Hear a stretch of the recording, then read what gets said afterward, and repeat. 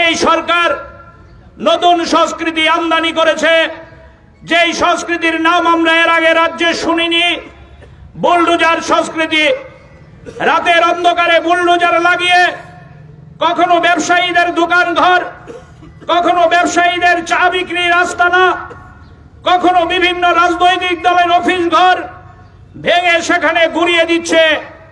এই অমানবিক বর্বরতার বিরুদ্ধে আমরা সংক্ষিপ্ত সময়ের নোটিশে আগরতলা শহরের প্রতিবাদী মানুষকে নিয়ে সিপিআইএম এর নেতৃত্বে এখানে বিক্ষোভ কর্মসূচিতে সামিল হয়েছি।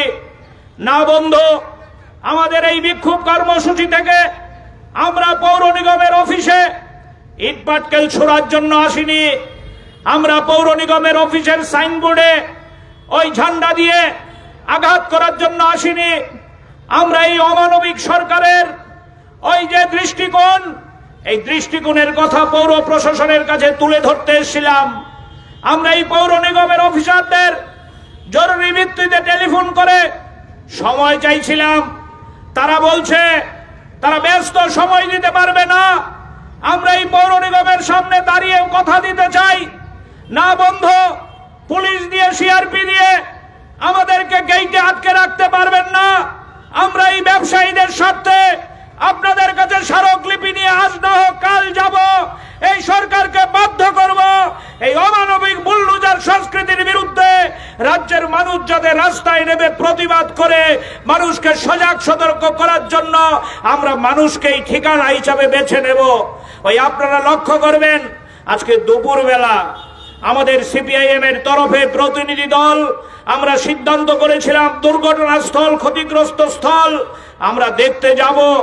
আমরা যাব, ওই এখানে আমাদের সঙ্গে রাজ্যের প্রাক্তন মুখ্যমন্ত্রী গিয়েছিলেন। শত শত ব্যবসায়ীরা দূর থেকে কেউ কাছে এসে চোখের জল ফেলছেন, মায়েরা চোখের জল ফেলছেন, বলছে আজকে রাত্রে আমরা সন্তানের মুখে কি খাওয়া দেব, এই ব্যবস্থা নেই। এ কোন অমানবিক সরকার! আপনারা শুনলে অবাক হবেন।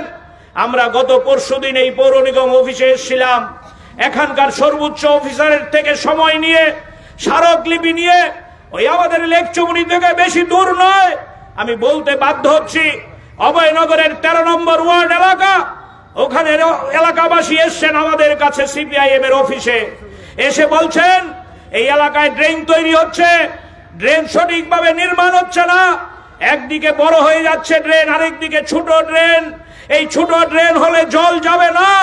আমরা কারণ জিজ্ঞাসা করলাম, এলাকাবাসী বলছে 13 নম্বর ওয়ার্ডের বিজেপির কাউন্সিলরের বাড়িতে 8 ফুট রাস্তা ঢুকে আছে। আমরা জিজ্ঞেস করলাম কি করে আপনারা বলছেন 8 ফুট রাস্তা ঢুকে আছে? বলছে আমরা বলছি না, সঙ্গে সঙ্গে পকেট থেকে কাগজ বের করলেন, যেই কাগজ বের করলেন এটা আগরতলার পৌর নিগমের তৈরি করা কাগজ। আগরতলা পৌর নিগম 1 বছর আগে সার্ভে করেছে রাস্তা তৈরি করার জন্য। এই সার্ভের মধ্যে কাউন্সিলরের নামের পাশে দেওয়া আছে 8 ফিট রাস্তা তার বাড়িতে ঢুকে আছে। পৌর নিগমের হিম্মত নেই এই 8 ফুট রাস্তা কাউন্সিলরের বাড়ি থেকে বের করে রাস্তা তৈরি করা, আর তারা এই গরিব মানুষের বাজার ভেঙে দিচ্ছে। আমাদের খুদে মা যিনি ছোট দা নিয়ে বসে একটু চিকেন বিক্রি করে সন্তানদের হাতে খাওয়া তুলে দেন, এই মায়ের দোকান ভেঙে দিয়েছে।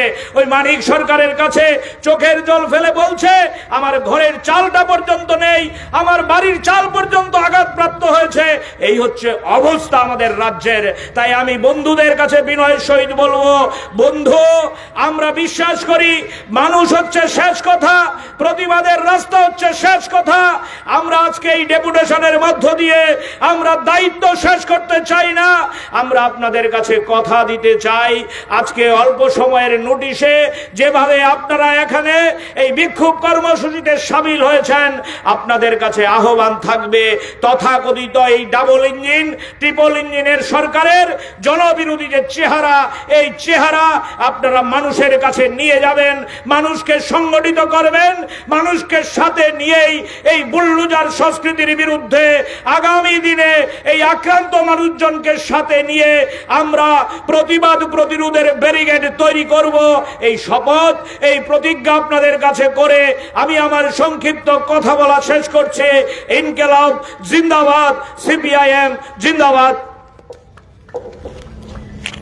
এখন বলবেন সিপিআই